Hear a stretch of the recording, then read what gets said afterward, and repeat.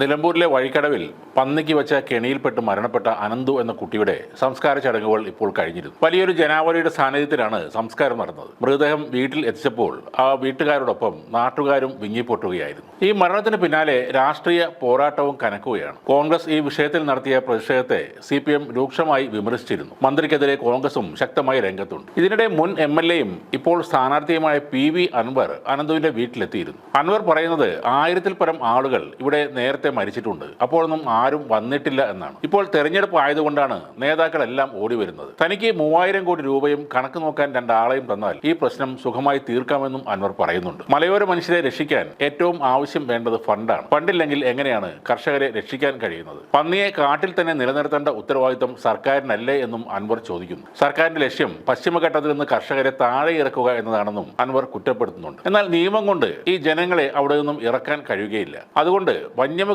ആക്രമണങ്ങൾ കൊണ്ട് സഹികെട്ട ജനങ്ങൾ പുറത്തു പോകണം. ഈ ഗൂഢാലോചന വളരെ വലുതാണെന്നും എത്ര ആളുകൾ മരിച്ചു വീണാലും ഇതിനൊരു പരിഹാരം ഉണ്ടാകില്ല എന്നും അൻവർ പറയുന്നു. ജില്ലാ ആശുപത്രി റോഡ് തടഞ്ഞുവെച്ച് പ്രതിഷേധിച്ചല്ല പ്രകടനപരത കാണിക്കേണ്ടത്. ഈ ആളുകളൊന്നും താൻ മുൻപ് കണ്ടിട്ടേയില്ല എന്നും അൻവർ പറഞ്ഞു. മനുഷ്യ വന്യജീവി സംഘർഷം എന്നൊന്ന് ഇല്ലെന്നും വന്യജീവികൾ ഏകപക്ഷീയമായി മനുഷ്യരെ മാത്രം ആക്രമിക്കുകയാണെന്നും അൻവർ പറയുന്നു. ഷൗക്കത്തിന്റെ വാക്കുകൾ സർക്കാരിനെ പിന്തുണയ്ക്കുന്നതാണെന്നും അദ്ദേഹം ആ പ്രസ്താവന പിൻവലിച്ച് മാപ്പ് പറയണമെന്നും മുൻ MLA ആവശ്യപ്പെടും. പോലീസും സിസ്റ്റവും ഈ സർക്കാരിന്റെ കയ്യിലാണ്. ആ ഗൂഢാലോചന അന്വേഷിച്ച് ആളുകളെ അറസ്റ്റ് ചെയ്യണം, അല്ലെങ്കിൽ മന്ത്രി മാപ്പ് പറയണം. താനിപ്പോൾ ഈ ജനങ്ങളെ കാത്തുരക്ഷിക്കണമെന്ന് പടച്ചോനോടാണ് പറയുന്നത്, അല്ലാതെ ഈ സർക്കാർ അവരെ ഒരിക്കലും നോക്കാൻ പോകുന്നില്ലെന്നും അൻവർ പറഞ്ഞു. അതുകൊണ്ട് 3000 കോടിയും അതിന്റെ കണക്കും കാര്യങ്ങളും നോക്കാൻ 2 ആളെയും തന്നാൽ ഈ പ്രശ്നം താൻ വളരെ ഈസിയായി തീർക്കുമെന്നാണ് അൻവർ പറയുന്നത്. ഇത്രയും കാലം ഇടതുപക്ഷത്തിന്റെ കൂടെ MLA ആയിരുന്ന അൻവർ ഈ പറഞ്ഞ 1000 ആളുകൾ മരിച്ചപ്പോൾ എവിടെയായിരുന്നു? ഭരണപക്ഷത്തിന്റെ തണൽ പറ്റി നിൽക്കുമ്പോൾ ഈ 3000 കോടി എന്തുകൊണ്ടാണ് അൻവർ ചോദിക്കാതെ ഇരുന്നത്? വാസ്തവത്തിൽ PV അൻവർ ഇപ്പോൾ സമനില തെറ്റിയ ഒരാളെ പോലെയാണ് പെരുമാറുന്നത്. കഴിഞ്ഞ ദിവസം 1 രൂപയെങ്കിലും പിരിവായി തരണം എന്ന് അപേക്ഷിച്ചുകൊണ്ട്